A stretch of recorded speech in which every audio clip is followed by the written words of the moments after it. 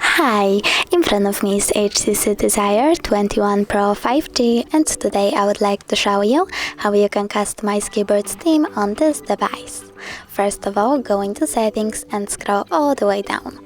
Now tap on System, Languages and Input, Virtual Keyboard and your currently used keyboard, in my case Gboard 1.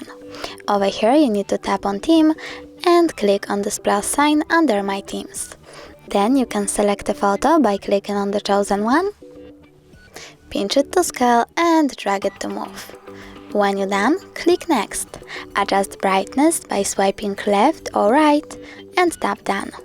Lastly, click on the switcher next to keyboards to enable or disable them and tap Apply.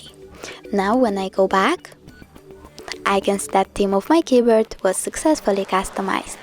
Thanks so much for watching. If you enjoyed this video, don't forget to leave a like, comment and subscribe. Bye!